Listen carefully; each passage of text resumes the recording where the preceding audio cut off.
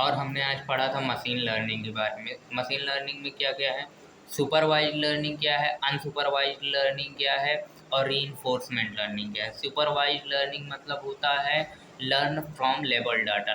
Label data क्या होते हैं, लेबल डाटा जिस पे पहले से ही सब कुछ लिखा जा चुका है, मतलब सब कुछ पहले से ही आधारित है, सब कुछ उसमें कोई प्रॉब्लम नहीं है, आप कुछ भी चेंज नहीं कर सकते। और अनसुपरवाइज्ड लर्निंग क्या है, learn from it can find hidden data from unlabelled unlabelled pattern. Unlabelled मतलब जैसे कोई नई चीज़ बनी है, अब उसको आप चखेंगे जानेंगे तब उस चीज़ को आप समझ पाएंगे, तो वो क्या है, हिडन डाटा है। और थर्ड क्या है, रीइंफोर्समेंट लर्निंग। आपके अंदर रीइंफोर्समेंट कैसे होगा, रीइंफोर्समेंट करने के लिए we can think that we can think that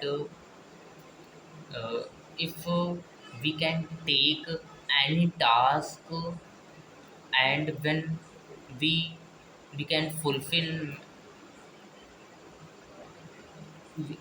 if we had fulfilled that task, then we get reward, and we will have lose task, या we will lose task, then we get punishment या penalty.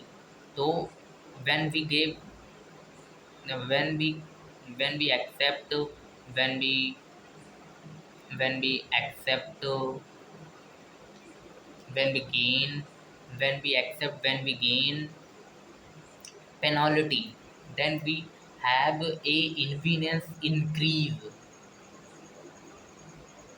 and reinforcement down, and we will gain, and we will out of the level, then information out। तो यही है machine learning. और आज हमने de Broglie का hypothesis पढ़ा था।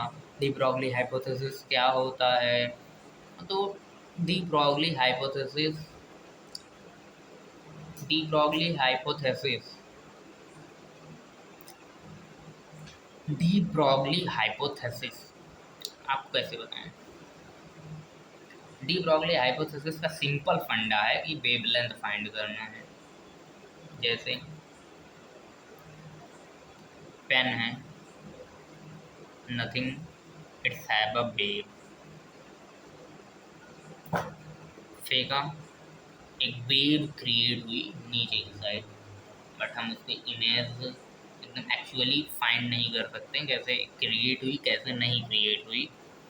तो फेंका, ऐसे गिर गई, एक वेव बनी। तो अब इस वेव की लंबाई कैसे है, ये अब इसको तोड़ेंगे तो है नहीं, सर्कल की तरह इसको तोड़ के उसका पैरामीटर निकालें, तो ऐसा तो नहीं हो सकता। तो उसी तरह है कि हम लेम्डा लेम्डा को क्या कह सकते हैं, वेव लेंथ, मतलब वेव की लंबाई, वेव लेंथ मतलब वेव की लंबाई। तो वेव की लंबाई को आप कैसे फाइंड करेंगे, एक हमारे वैज्ञानिक थे प्लांक, मैंने उनके बारे में भी जाना नहीं है, जानूंगा तो बताऊंगा। तो उन्होंने एक हमको कांस्टेंट बता दिया था 6.6210⁻⁴, उसका नाम है एच, और एक उसके नीचे है पी। पी मतलब संवेग।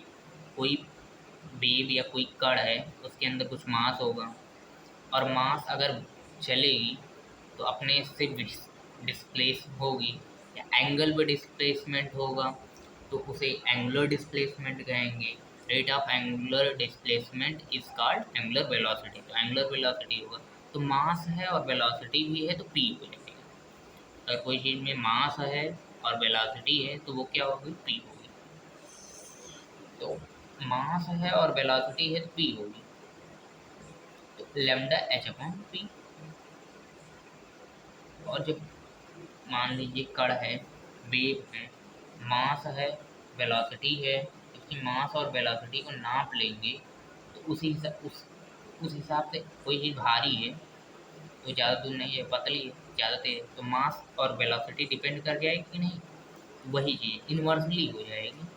ज़्यादा है, कम दूर जाएगा, कम वेवलेंथ होगा, और ये कम है तो ज़्यादा वेवलेंथ होगा। मान लीजिए ये हल्की है, ज़्यादा दूर जाएगी। अभी इसी की आप मान लीजिए, मैं इसकी यहाँ मान लीजिए कोई बेलन ले लेता हूँ। अभी तो मेरे पास बेलन आ रहा है, तो उसको कहीं वो कम दूर जाएगा, वही है। या उसकी वेलोसिटी बढ़ाना पड़ेगा तब, तो वही इनवर्स होते हैं। और एच का प्लांक बताता हूँ। तो हमने ये पढ़ा था, और E K upon under two M E K, H upon under two M E K, और एक इसके अंदर था टू एम क्यू भी था। और अगर आपको मतलब जैसे अल्फा पार्टिकल्स होंगे, इलेक्ट्रॉन हो गया, इन सब के लिए वेवलेंथ होता है तो उसका अलग है। जैसे इलेक्ट्रॉन का आप लोग नोट कर लीजिए 12.26 upon under root V angstrom, 12.26 upon under root V angstrom क्या होता है 12.26। 12 दूनी 24 होता है, दो जोड़ देंगे 26 हो जाएगा। तो बस यही समझिए।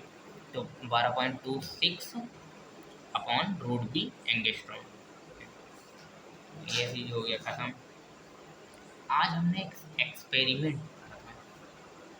इस एक्सपेरिमेंट को मैं कल तुम लोगों के साथ डिस्कस करता हूँ।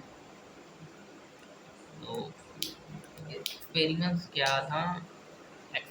क्या था, ये भी कल ही डिस्कस करेंगे। अगर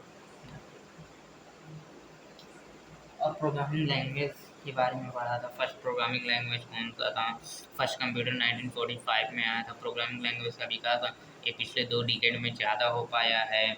यूएसबी के बारे में पढ़ा था। बेल लैब में पहली बार डेनिस ऋषि ने प्रोग्रामिंग बनाया था, यूएसए में है। और हेक्साडेसिमल डेसिमल क्या होता है, हेक्साडेसिमल डेसिमल क्या होता है, और भी hexadecimal decimal, binary, octagonal and something, ऐसे सब कुछ पढ़ा था। मस्त आता है पार्शियल डिफरेंशिएशन। Wait for